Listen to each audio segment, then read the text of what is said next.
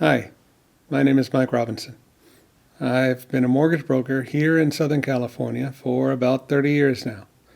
And during that time, I've helped a few hundred people buy their house, usually their first house. So I'm putting out this series of videos to try to help a few people to get the information that they need in order for them to be able to buy their first house. I'm going to split it up into a few short sections, try to keep it practical, easy to understand. And like I said, I hope I can help a few people out. This first section, we're going to talk about something that maybe you hadn't thought of. But before you speak to a realtor, before you speak to a mortgage lender like myself, before you start looking for houses or any of that, the first thing that you need to do is to figure out your budget. And it's important that you do it, not have somebody do it for you or have somebody tell you what your budget should be. The budget is the first bit of information that you should have with you before you do speak to anybody. When somebody comes into my office and I don't know who they are ahead of time, I don't know what they're looking for. So one of the first things that I ask them is, how much do you want to spend every month on your mortgage payment? What can you afford to spend every month? And 9 times out of 10, they're not going to know. They maybe will throw out some number or just say, I don't know. And then the next part of the conversation is me then trying to figure out what their budget is. And really, that's not how it should be. That's not something for me to figure out for you because I don't know the information that you know. It's something that you have to have figured out so that you don't get in over your head and also so that you know what it is you can actually afford for a house. All right, so how do you figure out your budget? It's not that hard. On one side, you figure out your income, your monthly income. What you want to figure out is what's called your net income. That's the money that you keep after taxes, not your gross income, which is what you make before taxes. You want to figure out how much money you keep for yourself every month. If you are salaried or set hourly wage, pretty simple. You look on your pay stubs, you can see how much money you get every month. If you are self-employed or if you have a variable wage, a little bit more complicated, but you can do some averaging and then figure just about how much money you make every month. So that's one side. On the other side, you figure your expenses. You can break it up into a few different sections. You can count your credit debt. So however much money you spend on credit cards or car payments or student loans, you add up all those bills, that'll be your credit debt. Another section can be your utilities.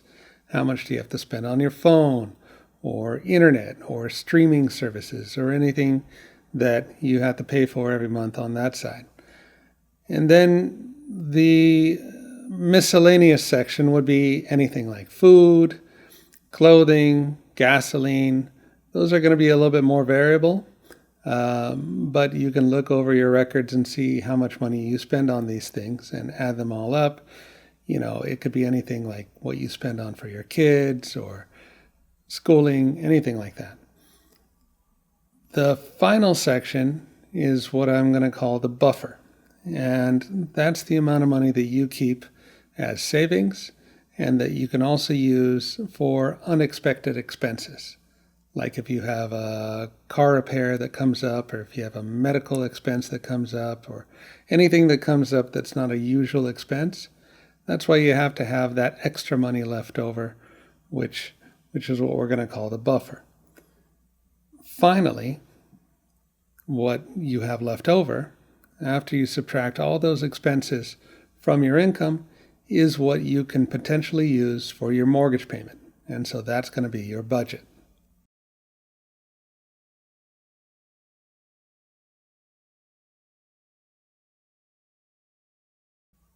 Okay, you have your budget, but what can your budget get you?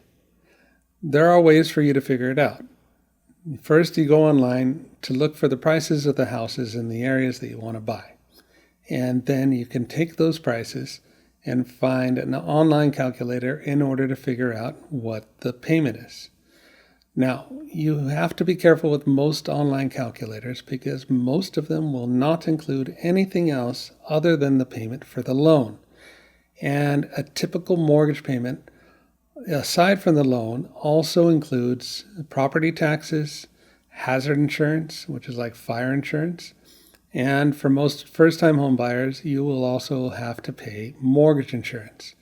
Those are three things that we're going to explain in more detail later on, but those are included in your mortgage payment. So if the online calculator doesn't include any of that stuff, you need to find one that will include those items so that you can get an accurate representation of what your payment will actually be. Another way you could do it is a little bit more simple.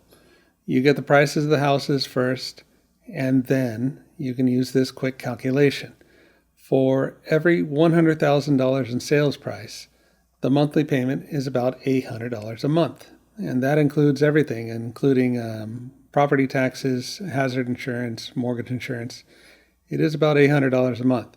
So a $100,000 house, $800 payment. $200,000 house, $1,600 payment. $300,000, $2,400, and it goes up like that. And that's a rough estimate, but you would actually be surprised how accurate that is. You're going to be pretty darn close to that amount for most first-time home buyer loans. And you can compare that against what your budget is to see if you're in the ballpark. And finally, you can speak to a professional. You can speak to a realtor, and they'll be able to give you more accurate information as to the prices of houses in different areas, maybe suggest a few areas to you, and they should be able to help you figure out what the payments for those houses would be. That's not exactly what they do, but they should be able to direct you towards that information. But really, for the most accurate information, you would want to speak to a mortgage lender like myself. A mortgage lender will be able to tell you exactly what you can get for your budget, exactly what the payments would be for different prices of houses, and they will also know the prices of houses in different areas. They should. They're familiar with the houses in the areas that they work, and they can look that stuff up pretty simply. So for the most accurate information, you would want to speak to a mortgage lender.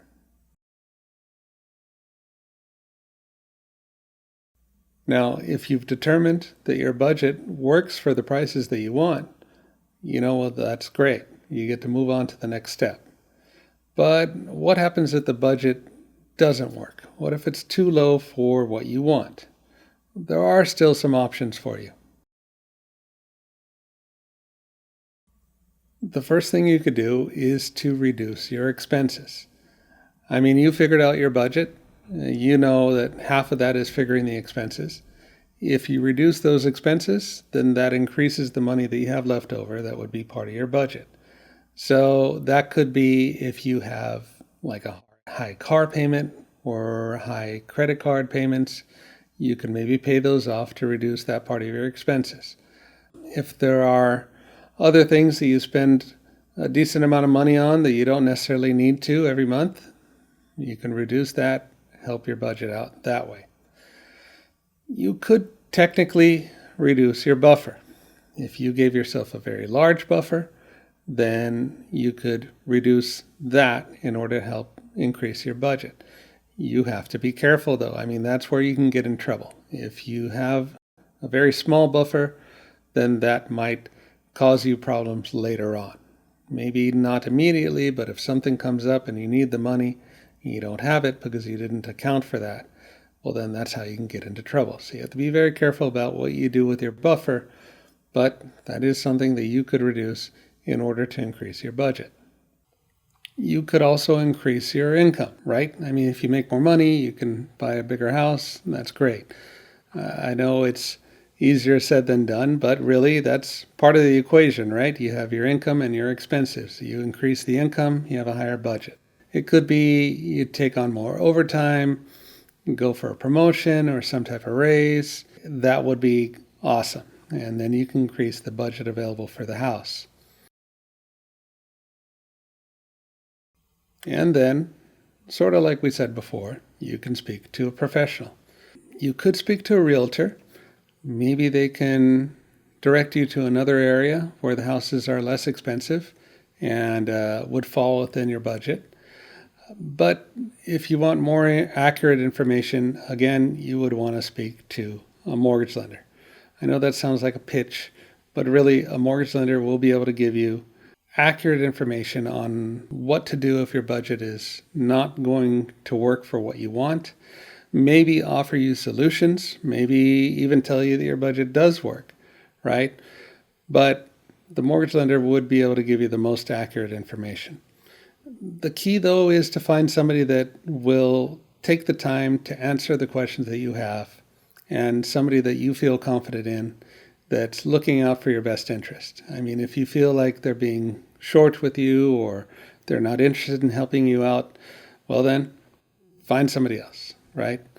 You want to be confident that the person that you're speaking to is really trying to help you out. Well, so that's it. Well, hopefully you understand why the budget is the first thing that you need to figure out. And remember, you don't want somebody to tell you what your budget is. And with that information, you can move on to the next step.